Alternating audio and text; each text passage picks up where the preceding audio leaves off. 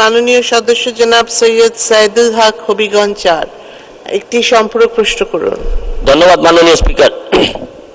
মাননীয় মন্ত্রী, দ্রব্যমূল্যের দাম প্রতি বছরই কোনো না কোনো ফরম্যাটে বাড়ে। এইবারের বিষয়টা একটু ভিন্ন।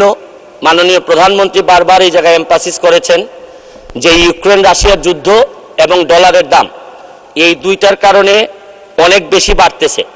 এখন আপনার যে উত্তরের মধ্যে যে জিনিসগুলো দেখলাম মাননীয় মন্ত্রী, আপনি বাজার মনিটরিংয়ের কথা বলছেন, কিন্তু এইখানে রাস্তা মনিটরিং, সিন্ডিকেট মনিটরিং, অনেকগুলো মনিটরিং আছে যেটা আপনার বাণিজ্য মন্ত্রণালয় এই বিষয়ে যদি অন্যান্য মন্ত্রণালয়ের সহযোগিতা না নেন, ধরেন স্বরাষ্ট্র মন্ত্রণালয়ের সহযোগিতা যদি না নেন, অর্থ মন্ত্রণালয়ের সহযোগিতা যদি না নেন, এই ব্যাপারে আপনি একা কতটুকু পারবেন, অথবা আপনার এই ইন্টার ডিপার্টমেন্টাল আপনাদের কোনো জয়েন্ট টাস্ক ফোর্স আছে কিনা, যারা আপনারা যদি এক ডিপার্টমেন্টে না পারেন অন্য ডিপার্টমেন্টের সহযোগিতা নিয়ে এটা নির্ধারণ করবেন, এবং এই ব্যাপারে মাননীয় প্রধানমন্ত্রীর কোনো হস্তক্ষেপ আপনারা চাইবেন কিনা। কারণ আমাদের শেষ ভরসার স্থল তো সবসময় মাননীয় প্রধানমন্ত্রী আমাদেরকে ক্রাইসিস থেকে বাঁচাই আনছেন। ধন্যবাদ। ধন্যবাদ মাননীয় সদস্য। মাননীয় মন্ত্রী। ধন্যবাদ মাননীয় সংসদ সদস্যকে। আমি আগেও বক্তব্যে বলেছি যে মাননীয় প্রধানমন্ত্রী আমাদের প্রথম ক্যাবিনেট মিটিং থেকেই দিক নির্দেশনা দিয়েছেন এবং আন্তঃমন্ত্রণালয় একটা সমন্বয় কমিটির মাধ্যমে আমরা আমাদের কাজ করে যাচ্ছি। সেইখানে আমাদের স্বরাষ্ট্রমন্ত্রী মহোদয়ের প্রতিনিধিরা আমাদের সাথে সার্বক্ষণিক কাজ করে যাচ্ছে এবং এই টাস্ক ফোর্সের মাধ্যমে আমরা আনইন্টারাপ্টেড যে সাপ্লাইটা, গতকালকেও মাননীয় প্রধানমন্ত্রী আমাদের বিভিন্ন পর্যায়ে, বিশেষ করে পরিবহন পর্যায়ে যেন কোনো প্রতিবন্ধকতা যানবাহনে না হয়, বাজার ব্যবস্থাপনায় না হয়, এই জিনিসের নির্দেশনা দিয়েছেন এবং এই নির্দেশনাগুলি বাস্তবায়ন যেন হয় সেজন্য আমরা সমন্বিতভাবে কৃষি মন্ত্রণালয়, খাদ্য মন্ত্রণালয়, স্বরাষ্ট্র মন্ত্রণালয়ের প্রতিনিধিদের নিয়ে সার্বক্ষণিক মনিটরিং করছি। আমরা আশা করতেছি যে আগামী রমজানে আমরা নিরবিচ্ছিন্নভাবে খাদ্যের সরবরাহ ভোক্তা পর্যায়ে নিশ্চিত করতে পারবো এবং কোনো রকম মজুতদারি বা কোনো রকম কারসারি করার চেষ্টা করলে তাদের বিরুদ্ধে আমরা যথাযথ ব্যবস্থা আমরা গ্রহণ করব। ধন্যবাদ মাননীয় স্পিকার। মাননীয় সদস্য জনাব ফেরদৌস আহমেদ, আপনি একটি সম্পূরক প্রশ্ন করুন।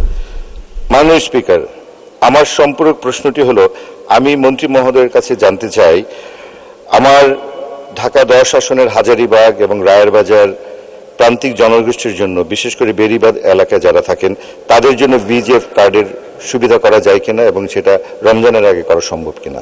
ধন্যবাদ স্পিকার। ধন্যবাদ মাননীয় সদস্য। মাননীয় মন্ত্রী।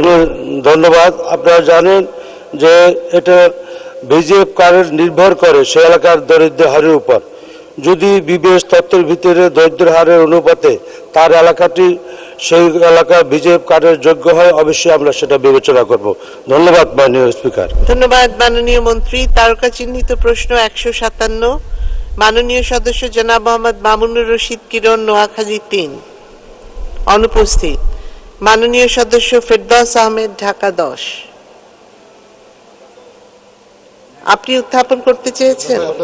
একটা প্রশ্ন আছে, দেখেন। না, আমার তো 71। হ্যাঁ, 157।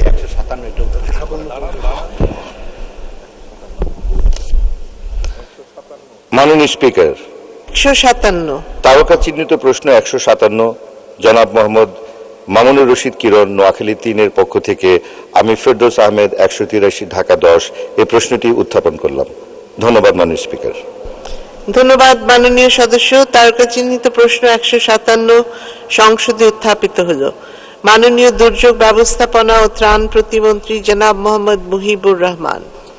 বিজিএফ ভার্নাবল গ্রুপ ফিডিং কার্ডের সুবিধাভোগীর সংখ্যা বৃদ্ধি করে সে এলাকার দরিদ্রের হারের উপর। বাংলাদেশ পরিসংখ্যান ব্যুরোর বিবিএস তথ্যের ভিত্তিতে দরিদ্রের হারের অনুপাতের প্রয়োজন হলে নোয়াখালী জেলার বেজমগঞ্জ উপজেলার বিজিএফ কার্ডের সংখ্যা বৃদ্ধির বিষয়টি বিবেচনা করা হবে। ধন্যবাদ মাননীয় স্পিকার। ধন্যবাদ মাননীয় মন্ত্রী।